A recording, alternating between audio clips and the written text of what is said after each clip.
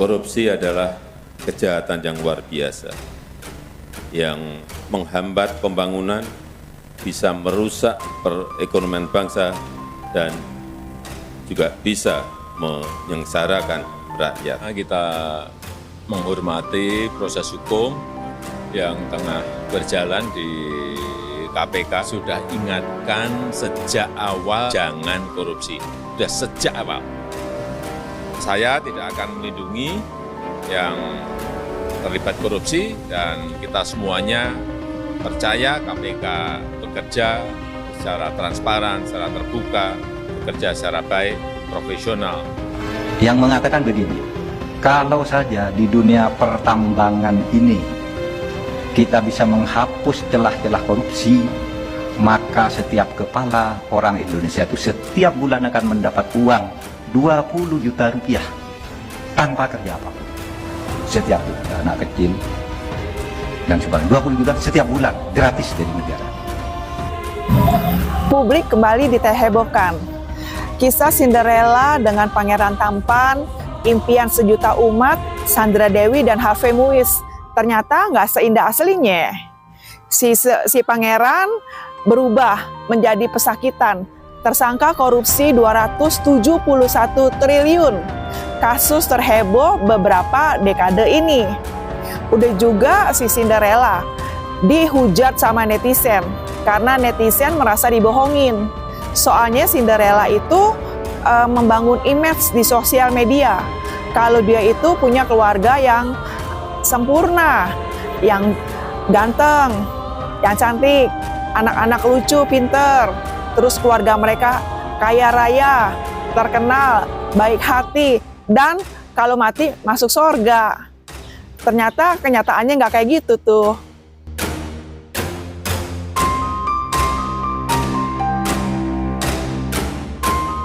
Harvey Muiz, suami Sandra Dewi, dikecam hingga dimarahi oleh pemerintah karena korupsi dan merugikan negara.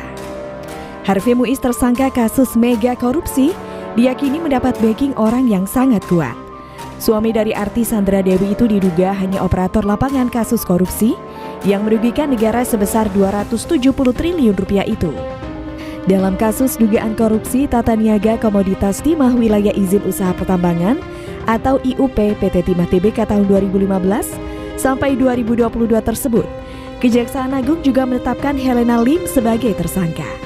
Tersangka yang disebut terakhir juga dikenal sebagai Crazy Rich Pantai Indah Kapuk atau PIK.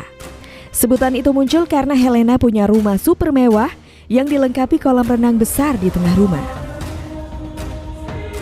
Sejauh ini Kejaksaan Agung telah menetapkan 16 tersangka dalam kasus tersebut, termasuk sejumlah mantan pejabat PT Timah. Kepala Divisi Hukum Jaringan Advokasi Tambang atau Jatam, Muhammad Jamil, menduga seluruh tersangka kasus PT Timah cuma sebagai operator saja. Kejaksaan Agung belum berhasil menangkap aktor intelektual dari kasus korupsi yang merugikan secara ekologis hingga 271 triliun rupiah tersebut. Aktor intelektual itu diduga kuat berinisial RBS yang saat ini dikabarkan telah kabur ke luar negeri.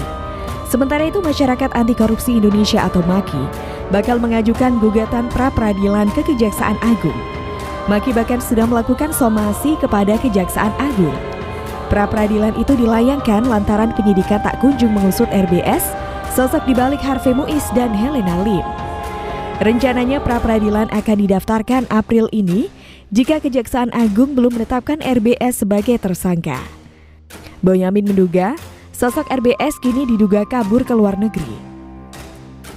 Ahli Hukum Tindak Pidana Pencucian Uang atau TPPU Yanti Garnasih mengatakan penambangan liar adalah kegiatan ilegal yang kasat mata dan melibatkan banyak orang.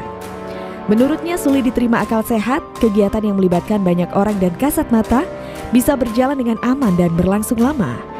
Yanti kemudian mempertanyakan pengawasan negara terhadap praktik-praktik ilegal seperti penambangan liar ini. Dia curiga ada kong-kali-kong antara penambang liar dengan pihak yang mestinya bertindak sebagai pengawas. Peran Harvey Muiz, Agung menyampaikan, Harvey Muiz diduga berperan sebagai pengakomodasi.